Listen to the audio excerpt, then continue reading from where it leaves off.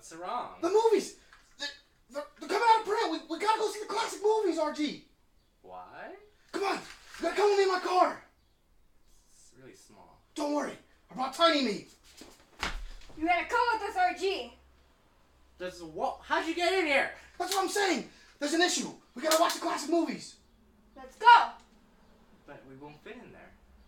Don't worry, we'll make it work. But the TV in the living room. Well... That's a better choice. okay. Let's go watch it. Alright, let's go.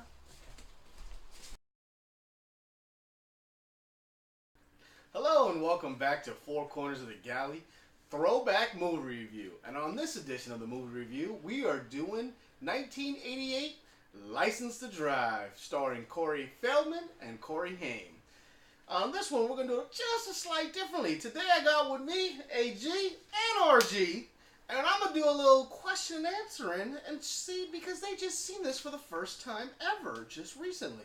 So as I've seen it multiple times due to, the wife and one of her favorite movies and her loving the Coreys, so that just helps out. So we got to show it to the kids this time, and now it's their turn to give us their review on how they felt this classic 1988 movie that really steeps in the 80s.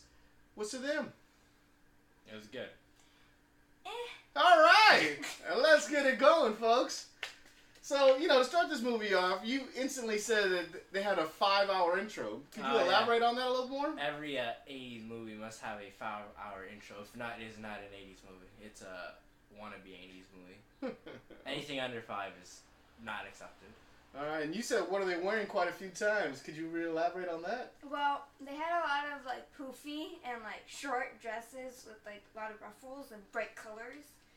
I didn't really like it. It is the 80s, Well, maybe you could explain. What'd you think of the movie overall? How'd you feel about the story and where it went? It was good, but it's also really corny. Okay, all right, that's fine. What do you think about the story? I think the story was generic, but there was some other stuff that made it not so generic, but it was also really corny. You also said they had a Ferris scene involved. Yeah, like every 80 movie, the main character must always look at the camera and say, yeah, that'll work, right? Yeah, everybody had to break the fourth wall as soon as Ferris Bueller did. Yeah. What do you think about them breaking the fourth wall? Really stupid. Okay. Why would you take it out of the bomb movie and put it in the stupid, corny movie?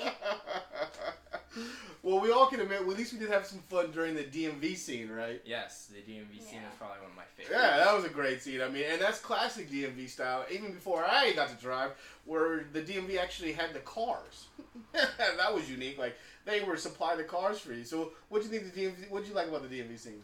I liked how, the main character, when they were driving, the guy relied on his coffee instead of the papers. So, if it would fall on him, then he would fail the test. Yeah, I like that too. Yeah, especially that hill scene where he's got him on the top of the hill and he's got the coffee just leaning just slightly before he gets to it. And then the movie really breaks into this crazy, Son steals the car and goes on this wild adventure. So what did you feel like when it went into that third act and then really the movie took off to another level? It was entertaining, but then there was also a stupid scene that would, never happen. Well, that's movies and classic 80s for you. I'll give you that. And how'd you feel about the third act? I thought it was more like a Adventures of Baby scene, where everything just goes wrong in the worst possible way. Very good reference. I'd agree with that. So, now you both got it crazy on the last line of the movie where his BMW is messed up, and then he says, but it's okay, I got her Mercedes, and you both lost your minds. Throughout the entire movie, I was mad that her name was Mercedes, but I was getting over it. Near the third act, I was over it. I was like, fine, her name's Mercedes. I'm fine with it. Then they had to do this stupid... They purposely named her that for that one line at the end of the movie. That's her main reason her name is her name. For that one line. Well, I guess we don't like that one line, do we? No. It's almost as good as I'm going to speed it up. Well, that's definitely classic 80s and 90s lines for sure.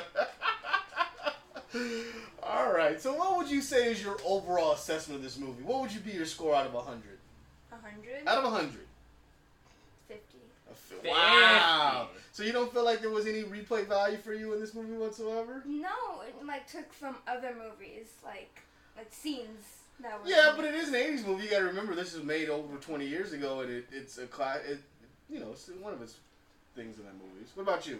70.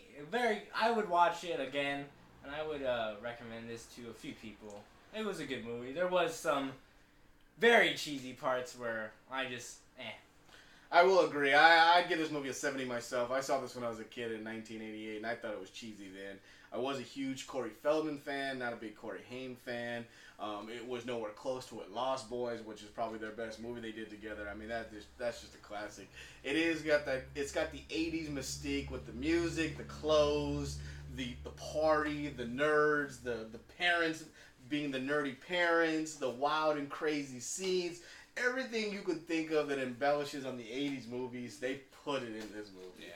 It definitely was a fun watch. It's only an hour and a half, so at least it doesn't drag or have some complicated story. I mean, it's one night, it's kids having fun, and it is about that. So you can't deny that, folks. Facts. Well, we'd like to thank you for joining us on this Four Corners of the Galley throwback movie review. Until next time, folks, we'd like to say good night, Ted. See you later.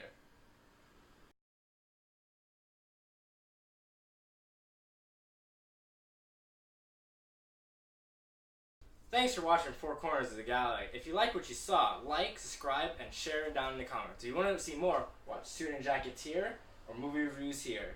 Thanks for watching.